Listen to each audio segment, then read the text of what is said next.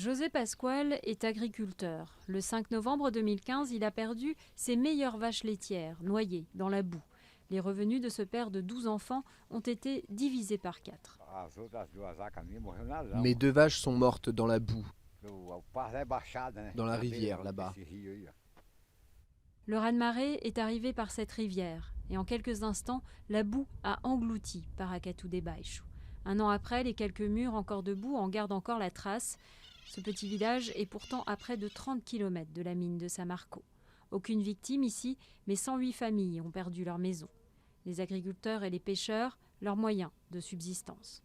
José Pascual a eu de la chance, sa maison était en hauteur. Ce jour-là, il a cru à la fin du monde. Le bruit, c'était celui d'un train fou. D'abord, il y a eu le vent, et puis on a regardé et on l'a vu arriver. C'était de la couleur de cette argile qu'on a ici. On ne voyait même pas l'eau, que l'argile, et puis ce vent fort.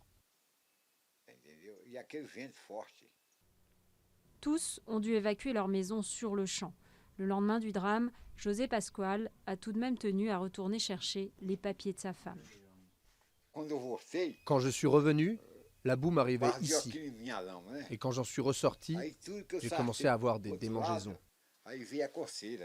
Et il a été hospitalisé à cause de ces démangeaisons.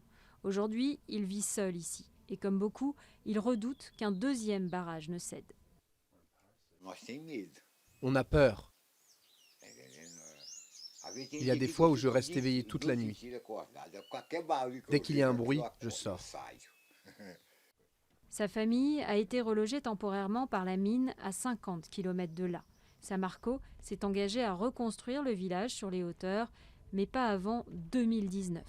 Encore 3 ans de nuit sans sommeil pour José Pascual.